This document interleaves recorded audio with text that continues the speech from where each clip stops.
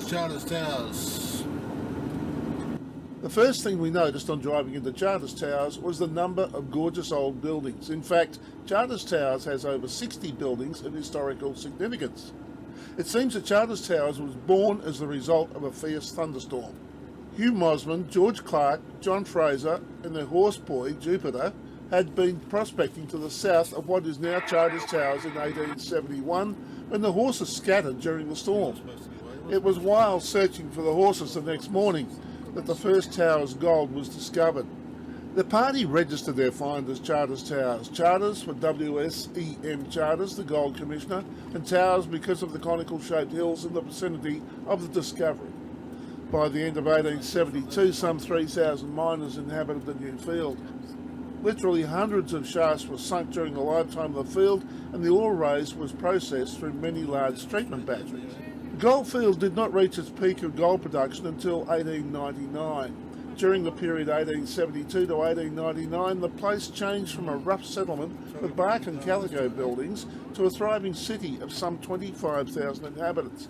The city by that time had properly formed streets, some wonderful houses and many grand public buildings lining the two main streets.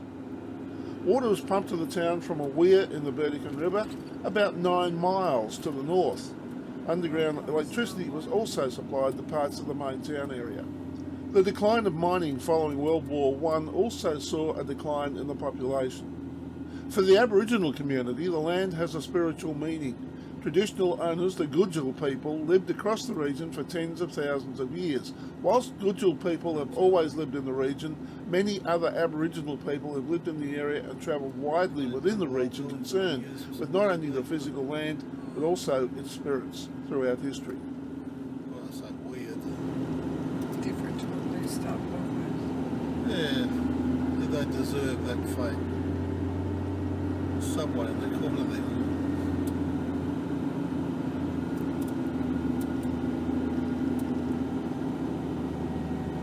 Is it the post office over here?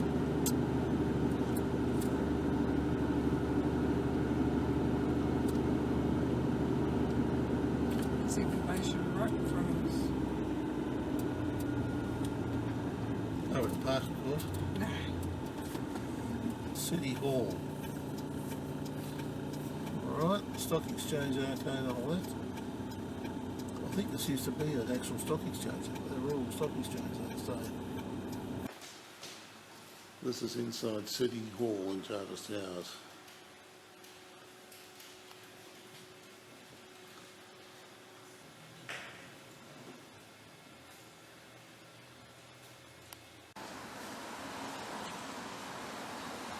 It's an exhibition of photographs inside the City Hall in World War II.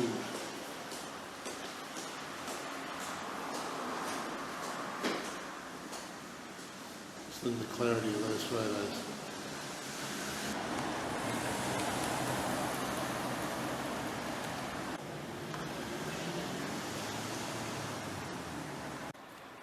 Now these things sound like real motorbikes. This is an AJS and the other one is a Norton, and they're travelling from Toowoomba to Toowoomba and they're going via Perth, going around the top way via Broome. A little bit of a problem with the Norton at the moment, but this is in the main street of Charters Towers. This is taken from the top of Towers Hill, looking down over the town. There are a couple of great lookouts which offer excellent views over the town and the surrounding area. The best is undoubtedly Towers Hill Lookout. It has interpretive displays and an amphitheatre where a film about the history of Charters Towers screens in the evening. Another local lookout is the Roachy Lookout at Bucklands Hill.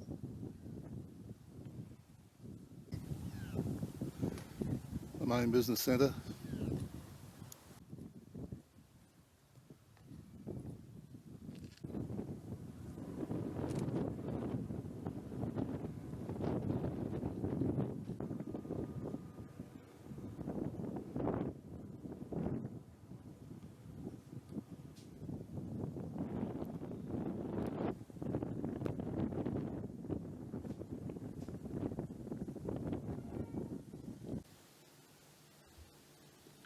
Charters Towers saw huge concentrations of troops from both Australia and its allies during World War II. Soon after Japan ended the war in 1941 by bombing Pearl Harbor, North Queensland became the effective last line of defence in protecting Australia from invasion. As US and Australian forces battled the Japanese in the Pacific, Charters Towers became one of the largest staging posts with troops in the region. The US Army's 5th Air Force stationed several squadrons near the town.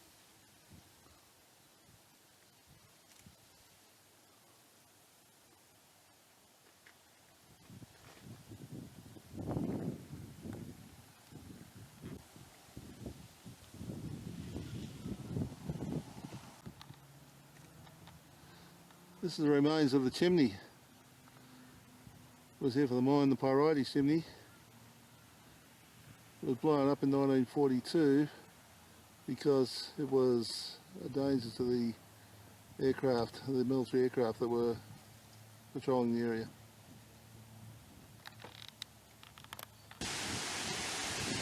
This is the verdict in Weir. Unless I'm very much mistaken, all these signs on the fence say no entry. Burdick and Weir Park is located approximately 17 kilometres from Charters Towers. It's the source of the city's water supply, which is pumped from the Weir to the iconic reservoir on Towers Hill. There is a large picnic area with barbecue facilities, wood-fired, children's play facilities and public toilets. The park is open 24 hours, however no camping is allowed. There is no disabled facilities available and dogs on a leash are allowed in some areas. Ever since we were in the Carnarvon National Park, I've been following the story of the Kenneth brothers.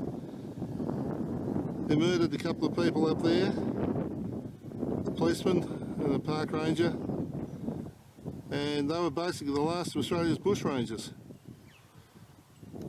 Well, this is where James Kenneth lies, Charters Towers Cemetery. The Charters Towers Cemetery is a large cemetery.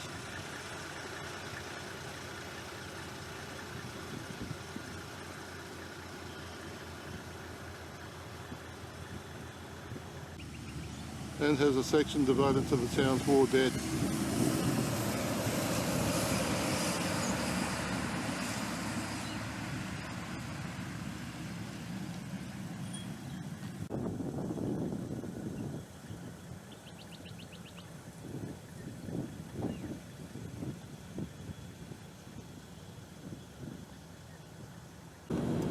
This is one of the other approaches into Charters Towers.